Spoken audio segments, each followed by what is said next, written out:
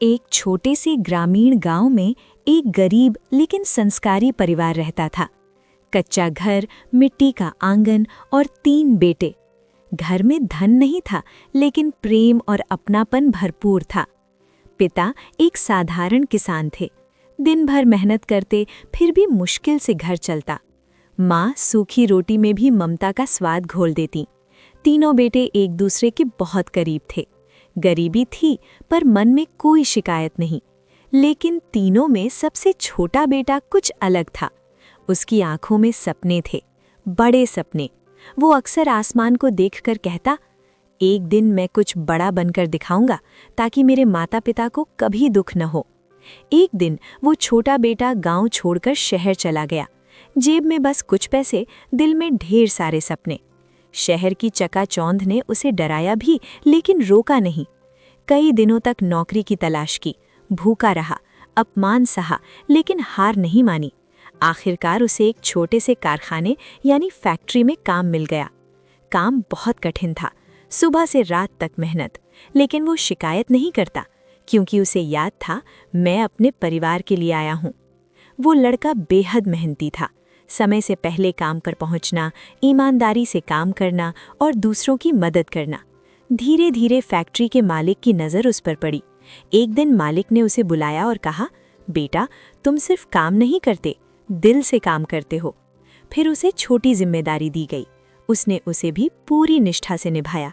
समय बीतता गया और वही छोटा मजदूर फैक्ट्री का भरोसेमंद कर्मचारी बन गया। फिर सुपरवाइजर, फिर मैनेजर, और कुछ वर्षों में वो खुद एक बड़ी फैक्ट्री का मालिक बन गया। गरीबी से अमीरी तक का सफर सिर्फ मेहनत और ईमानदारी से। उसने एक भव्य नई फैक्ट्री बनवाई। चारों ओर चमक दमक, बड़े बड़े गेट और शानदार उद्घाटन की तैयारी। पूरा शहर आमंत्रित था। हवन और पूजा के लिए एक विद्वान पंडित जी को बुलाया गया। जिस पंडित जी को उसने पूजा के लिए बुलाया था, वे कोई अनजान नहीं थे। वे वही उसके गांव के वही सम्मानित पंडित जी थे, जिन्हें वो बचपन से बहुत आदर देता था।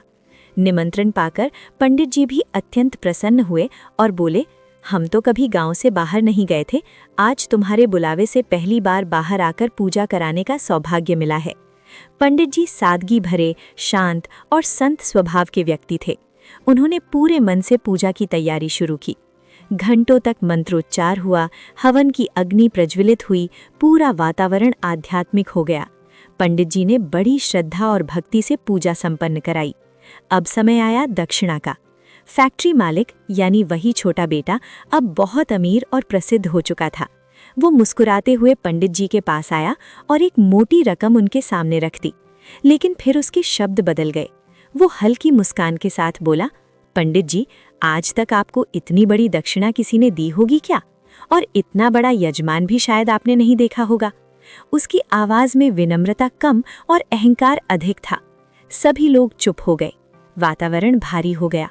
पंडित जी ने शांत भाव से उसकी ओर देखा। न क्रोध, न अपमान, बस गहरी करुणा।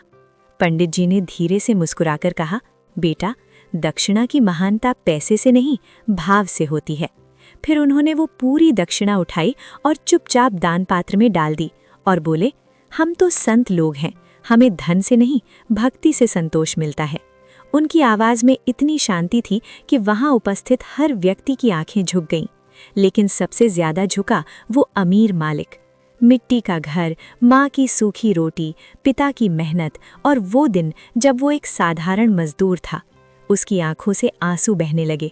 उसे समझ आ गया, धन ने उसे बड़ा नहीं बनाया, अहंकार ने उसे छोटा कर दिया।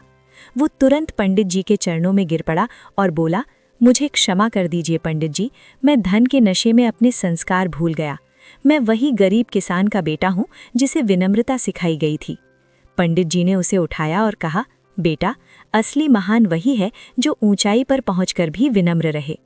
धन आने से आदमी बड़ा नहीं होता, अहंकार आने से वो छोटा हो जाता है। उस दिन के बाद वो व्यक्ति बदल गया। उसने अपनी फैक्ट्री में एक नियम बनाया, यहाँ काम करने वाला हर व्यक्ति सम्मान का पात्र है।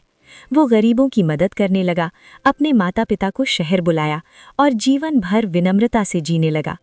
दोस्तों, अहंकार धीरे धीरे आता है और इंसान को पता भी नहीं चलता, लेकिन जब वो टूटता है तो इंसान को उसका असली स्वरूप दिखा देता है।